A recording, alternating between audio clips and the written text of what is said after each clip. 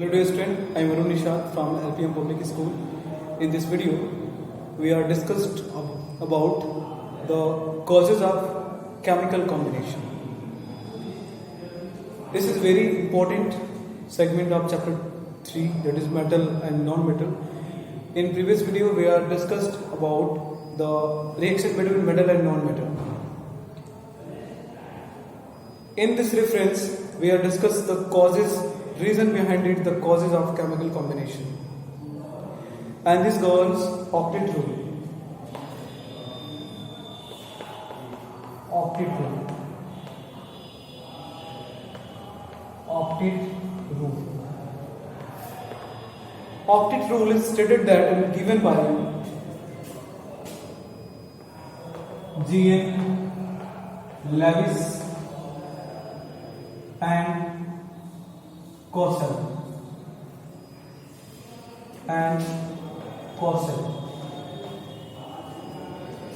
in 1960. In 1960, the two scientists, that is G.N. Lewis and Cossel, they give the rule, that is octet rule, on the basis of electronic theory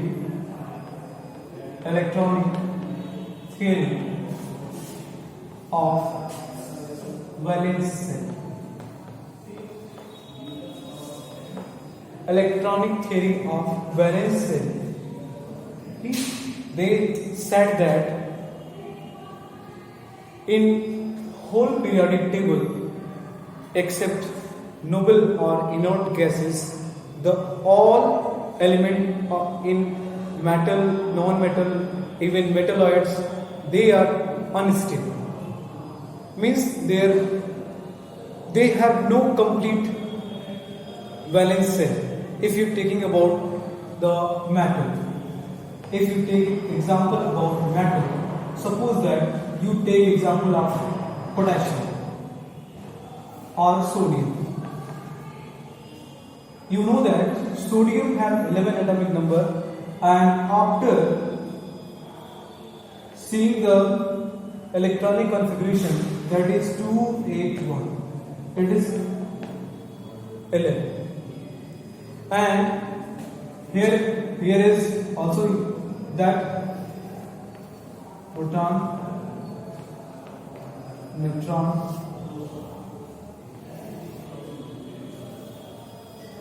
and it is here is 2 electrons in K shape, and here is 8 electrons in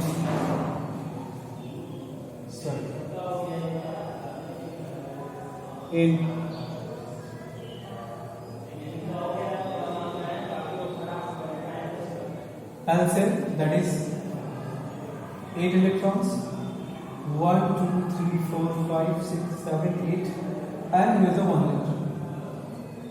According to this electronic configuration, in K cell there is a 2 electron, in L cell there is a 8 electron, in M cell there is a 1 electron. Means electronic theory of valence shell, जिसका भी जो outer most shell होता है उसको बोलते हैं valence shell. तो ये सोडियम का वैलेंस सेल, और सोडियम भी अपने आप को स्टेबिलिटी गेन करना चाहता है like the inert gases. So what will doing on this, it release there 1 electron और आउटर मोस्ट इलेक्ट्रॉन और वैलेंस सेल इलेक्ट्रॉन. जैसे ही अपना वैलेंस सेल इलेक्ट्रॉन ये लूज करता है, वैसे ये सेल क्या हो जाती है, डिसअपीयर हो जाती है. क्योंकि इलेक्ट्रॉन है तो सेल का सेल है, अदरवाइज इलेक्ट्रॉन नहीं रहेगा तो सेल डिसअपीयर हो. तो फिर when sodium loses their 1 electron, that is sodium contain Na++ electron minus. Here is the sodium contain on here only 10 electron, that is KLM 28, क्योंकि इसने 1 इलेक्ट्रॉन रिमूव कर दिया. तो ये स्ट्रक्चर अगर यहां बनाए हम तो कितना कैसे हो जाएगा structure, Let us see. Proton, neutron, proton, and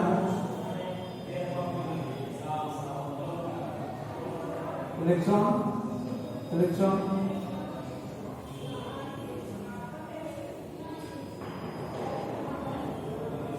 Here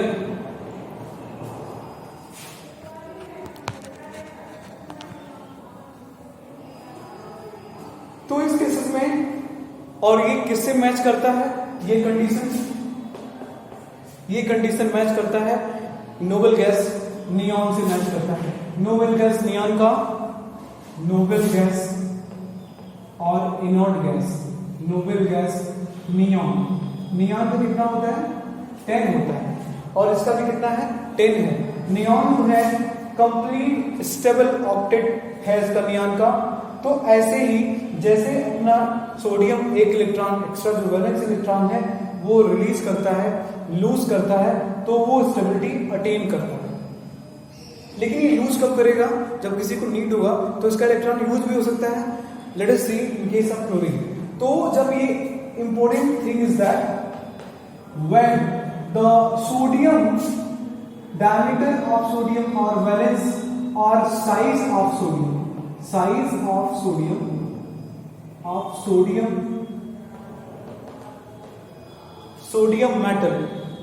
metal get reduced हो जाता है after losing one electron,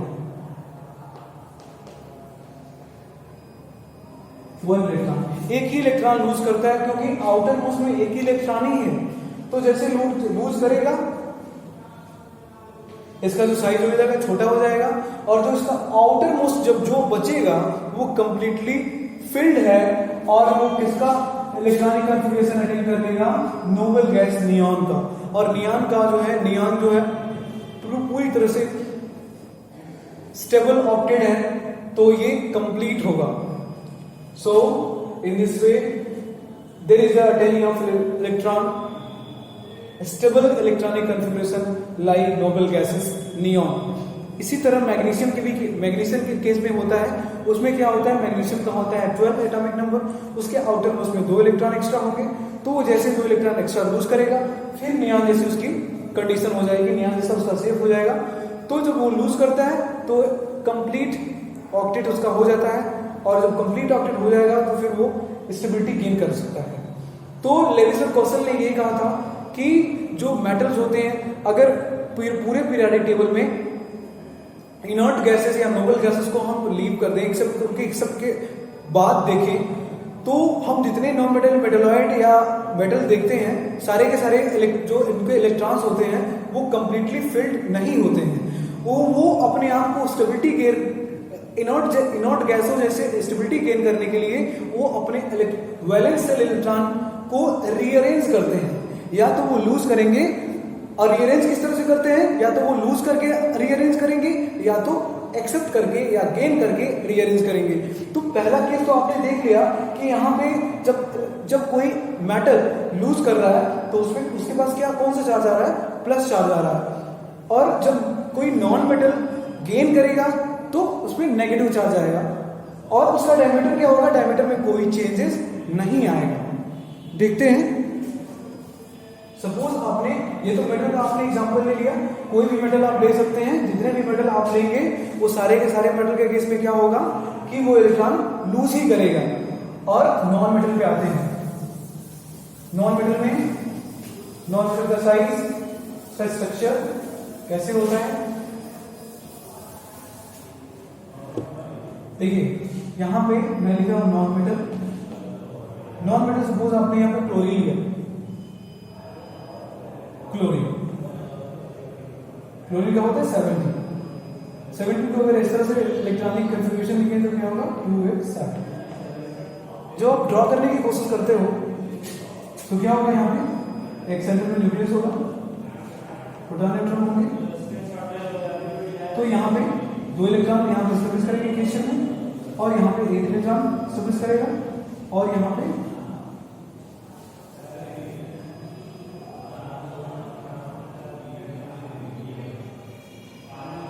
9 and then 8 electron यहाँ पे सब्मिट होगा, 8 4 हो गया, 5 6 7 8 और 7 इलेक्ट्रॉन और एडजस्ट करने हैं, तो यहाँ पे 1 2 3 4 5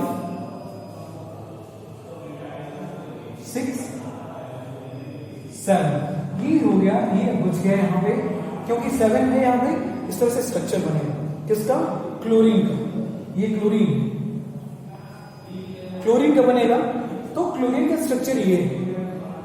अगर इसको 1 इलेक्ट्रॉन मिल जाए तो इसका जो आउटर मोस्ट वैलेंस सेल है उसमें 8 इलेक्ट्रॉन फिल्ड हो जाएंगे और ये स्टेबल ऑक्टेट हो जाएगा। देखते हैं अगर 1 इलेक्ट्रॉन मिलता है तो क्या होता है इसके साथ,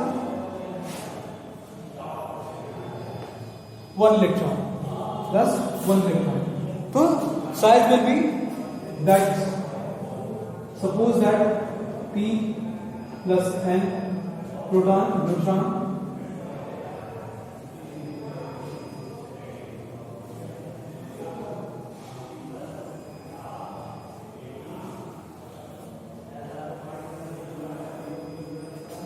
like that.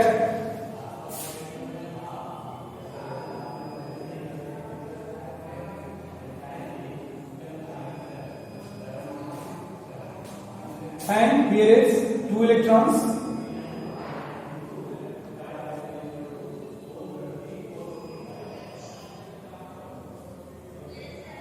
Five, 6, 7, 8, 9.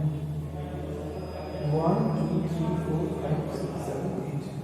Okay. Now 2, 3, 4, 5, 6, 7 और ये जो इलेक्ट्रॉन है वो इस पे आएगा, इस पे आएगा, वो इस पे आएगा।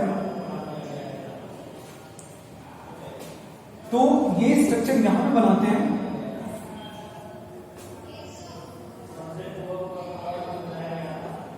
तो ये इलेक्ट्रॉन यहां पे, मैं इसे इंडिकेट कर रहा हूं यहां पे, तो इसके साइज में कोई डिफरेंसेस नहीं आया।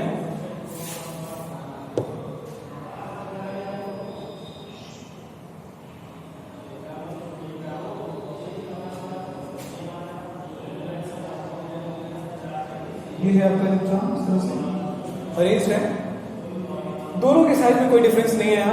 लेकिन जैसे ही सोडियम ने पहले आपने जो देखा, सोडियम ने जैसे अपना इलेक्ट्रॉन लूज किया तो उसकी साइज छोटी हो गई, लेकिन यहाँ पे क्लोरीन ने गेन किया है तो साइज में कोई चेंजेस नहीं आया। ऐसे ही सोडियम और क्लोरीन आपस में कंबाइन करते हैं, सोडियम इलेक्ट्रॉन लूज करता है और क्लोरीन इलेक्ट्रॉन गेन करता है। तो सोडियम जैसे इलेक्ट्रॉन लूज करेगा तो उस पर पॉजिटिव चार्ज आएगा और जो क्लोरीन है वो इलेक्ट्रॉन गेन करेगा, उसमें नेगेटिव चार्ज आएगा। So in this way there is a opposite force of attraction act between the sodium and chlorine, and the bond formed between the sodium and chlorine is called electrostatic bond or electrovalent bond, even also we have as called that is ionic bond. And after losing the electron, the sodium will act as Na+ and gaining the electron, the chlorine is act as on single minus, then we will form their electrostatic bond, electrovalent bond, या फिर हम बोल सकते हैं ionic bond. तो यहां पे electronic configuration क्या होगा, बात करते हैं फिर क्लोरीन की। तो क्लोरीन का इलेक्ट्रॉनिक कॉन्फ़िगरेशन यहां पे कितना था, 287 था, और यहां पे इलेक्ट्रॉनिक कॉन्फ़िगरेशन कितना होगा सोडियम क्लोरीन का, देखते हैं। तो क्लोरीन ये है और क्लोरीन का 70 होता है, लेकिन यहाँ पे क्लोरीन कितना हो जाएगा, यहाँ पे हो जाएगा 80, क्योंकि ये इलेक्ट्रॉन मिल चुका है। तो KLMN, तो यहाँ हो जाएगा 288 हो जाएगा। और इनॉर्ट गैस में 288 किसका होता है आपको पता होना चाहिए। इनॉर्ट गैस में 288 आर्गन का होता है। आर्गन कैसे होता है, आर्गन का होता है 288, यानी कि आर्गन दैट इज 18, और 18 में क्या होगा, ऐसे ही पूरा का पूरा जो सेल है वो कंप्लीट फिल्ड होगा और आपका जो क्लोरीन एटम है, क्लोरीन एलिमेंट है, वो अपने आप को स्टेबलाइज कर लिया है।